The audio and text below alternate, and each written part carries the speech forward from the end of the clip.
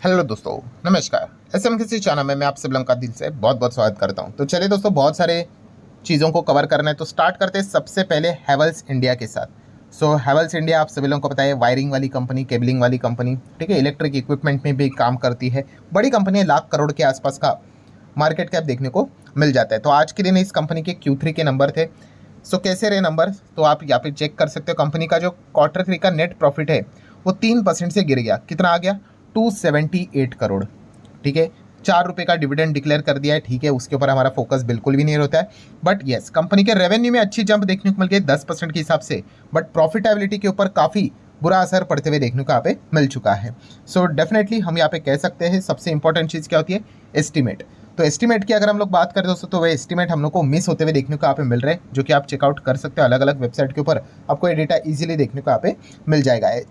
ऐसी बात नहीं है कि कंपनी ने प्रॉफिट नहीं कमाया, प्रॉफिट जरूर कमाया, बट 300 करोड़ से ज़्यादा का प्रॉफिट का एस्टिमेट यहाँ पे किया गया था।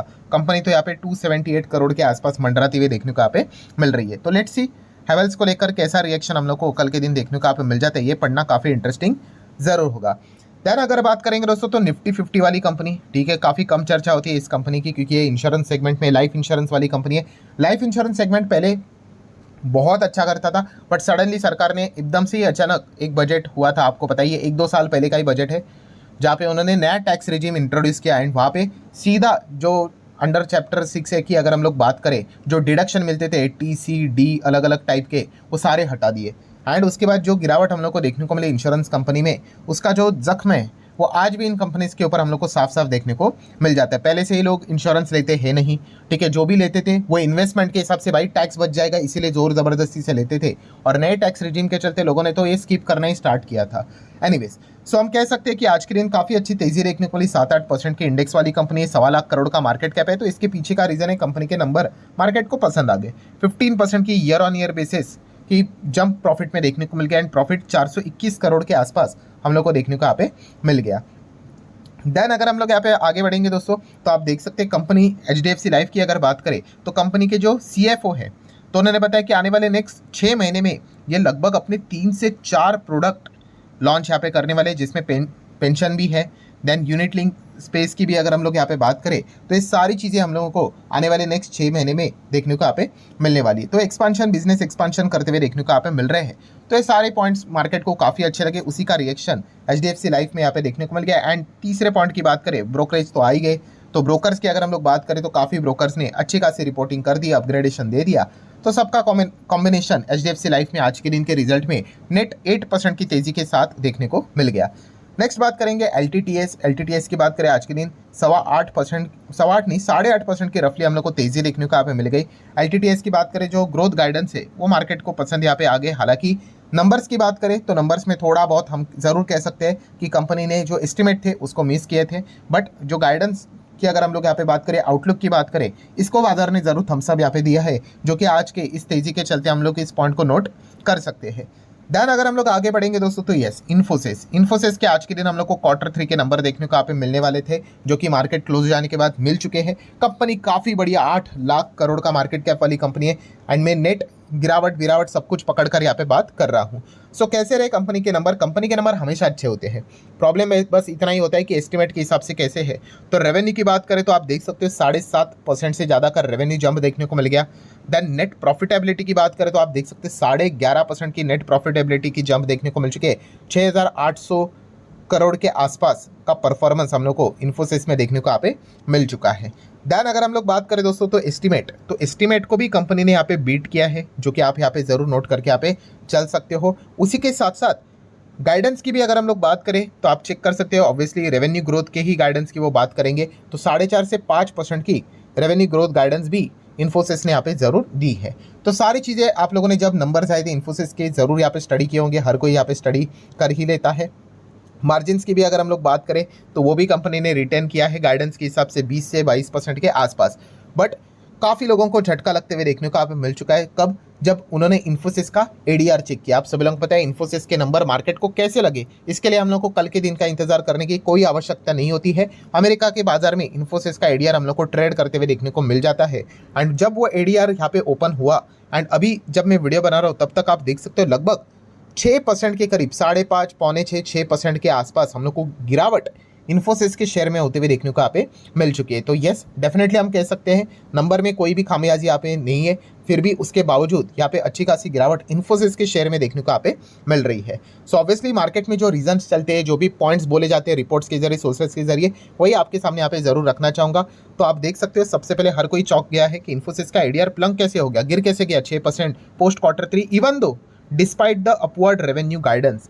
सो काफ़ी लोग इस चीज़ को लेकर ट्रम्प को ही इनडायरेक्टली ब्लेम करने की कोशिश यहाँ पे कर रहे हैं। अभी इसमें ट्रम्प का क्या काम है, तो दोस्तों जैसे कि आपको पता ही है, ट्रम्प की पॉलिसी काफ़ी सिंपल है कि अमेरिका फर्स्ट करके, मतलब वहाँ के जो सिटीजन्स रहेंगे, वहाँ के जो लोग रहेंगे, उन्हीं को वो ज़्यादा से ज़्यादा प्रेफरेंस देने की बात यहाँ पे कर रहे हैं।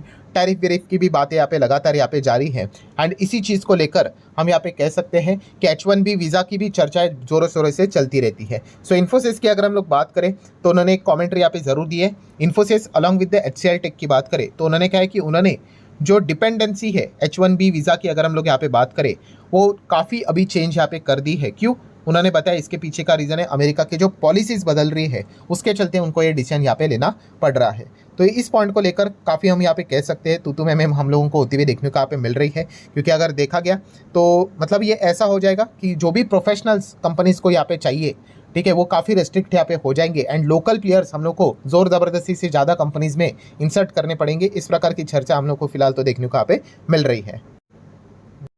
सो ठीक है, देख लेते हैं कि कल के दिन हमारे मार्केट में इन्फोसिस कैसे रिएक्ट करता है। वैसे तो ADR तो हम लोग को ऑलरेडी जवाब यहाँ पे दे चुका है, हालांकि क्लोजिंग देखना भी उतना ही इंपॉर्टेंट पार्ट बन जाएगा। आ जाते हैं दोस्तों उसके बाद जियो फाइनेंशियल सर्विसेज के ऊपर। यस, JFS की अगर हम लोग यहाँ पे बात करें तो एक इंपॉर्टेंट खबर सामने आते हुए देखने को यहाँ पे मिल रही है। ठीक है, तो खबर क्या है पहले वो पढ़ लेते। काफ़ी लोग पूछ भी रहे सर ये खबर समझ भी नहीं आई, तो कोई बात नहीं, आसान भाषा में समझा दूंगा। तो जियो फाइनेंस प्लान क्या कर रहे हैं, फर्स्ट लोकल डेप्ट मार्केट फोरे बोले तो धावा बोलना, एंट्री करना, aimed tightening the RBI rules. ठीक है, मतलब अभी जियो फाइनेंस क्या करने वाला है, तो एकदम आसान भाषा में समझो। देखिए जियो फाइनेंस की अगर हम लोग बात करें ना, तो इनका जो क्रिसल क्रेडिट रेटिंग है वो AAA हम लोग को देखने को यहाँ पे मिल जाता है। ठीक है, तो क्रेडिट रेटिंग अगर आपका अच्छा रहेगा तो आपको सस्ते दाम के ऊपर बोरो करना चीज़ें इजी हो जाएगी। सो वही चीज़ें जियो फाइनेंस हम लोग को लोकल करेंसी में करते हुए देखने को यहाँ पे मिलने वाला है। एंड देन उसके बाद बोरो किया हुआ पैसा वो क्या करेंगे, आगे जाके लोन के फॉर्म में ही कन्वर्ट करवाएंगे, किस हिसाब से, इंडस्ट्रीज़ को देकर। ठीक है, तो इस चीज़ को लेकर हम यहाँ पे कह सकते हैं कि कंपनी अच्छा खासा बिजनेस करने का विचार यहाँ पे कर रही है। ठीक है, एंड ये सारी चीज़ें हम लोग को शायद से मार्च तक देखने को मिल जाएगी। जनवरी से लेके मार्च, मतलब जनवरी तो आधा तो खत्म ही हो गया। ठीक है, तो मार्च तक ये सारी चीज़ें हम लोगों को होते हुए देखने को मिलेगी। तो ये भी प्लानिंग जियो फाइनेंस ने किया है। देखो आप फाइनेंस सेगमेंट में एंट्री करोगे तो आपको हर एक चीज़ फाइनेंस से जुड़ी हुई जो भी रहेगी उसमें तो आप लोगों को काम यहाँ पे करना ही पड़ेगा। तो डेफिनेटली ऐसे और भी अलग अलग अनाउंसमेंट हम लोग को जियो के ओर से देखने को यहाँ पे मिलने वाले हैं। एंड देखा गया तो एक तो खबर कब से पेंडिंग है, कौन सा, इंश्योरेंस सेगमेंट। इन्होंने तो AGM में आई गेस ये बात बोली थी कि इंश्योरेंस के लिए वो फॉरेन पार्टनर्स के साथ यहाँ पे डील करने वाले हैं। हालांकि देखा गया तो अभी तक इंश्योरेंस सेगमेंट को लेकर कोई भी क्लैरिफिकेशन हमारे सामने आते हुए देखने को नहीं मिला। आज नहीं तो कल आ ही जाएगा।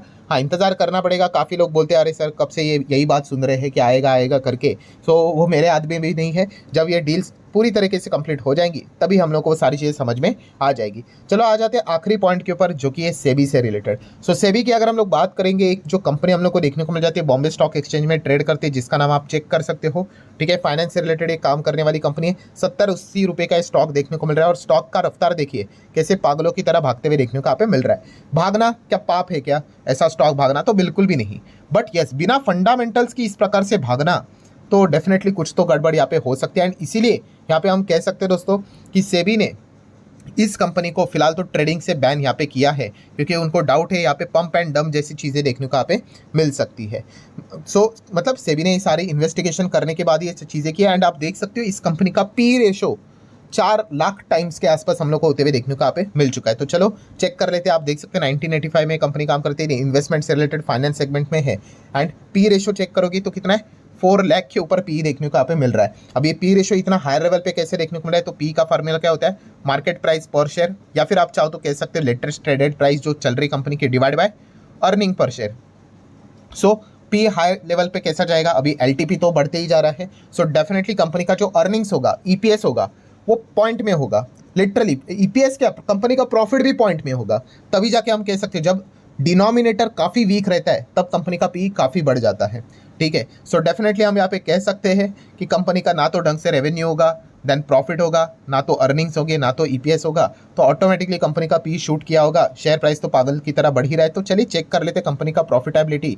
तो आप देख सकते हैं, देखिए ऑपरेटिंग प्रॉफिट 0.01, ठीक है, देन उसके बाद चेक करोगे नेट प्रॉफिट भी 0.01 तक ही देखने को मिल रहा है, एंड ईपीएस देखिए 0.03। जितना पॉइंट में जाएगा उतना पी आगे बढ़ते हुए देखने को यहाँ पे मिल जाएगा। एंड इसी चीज़ को लेकर सेबी ने यहाँ पे क्या किया है, और भी 4-5 कुछ तो ऐसे 7 लोग हैं, उनके ऊपर भी रेस्ट्रिक्शन यहाँ पे लगा दिया है कि पंप एंड डंप चीज़ों के चलते काफ़ी कुछ गड़बड़ी देखने को मिलती है, प्रमोटर लोन से रिलेटेड, तो ये चीज़ें देखने को मिल जाती है। तो इसलिए ट्रेडिंग हम लोग को हॉल्ट होते हुए देखने को यहाँ पे मिल चुकी है। सो ठीक है दोस्तों, आशा करता हूँ वीडियो हेल्पफुल लगा होगा। चाहो तो लाइक एंड शेयर कर सकते हो। मिलते हैं नेक्स्ट वीडियो में, तब तक के लिए बाय बाय।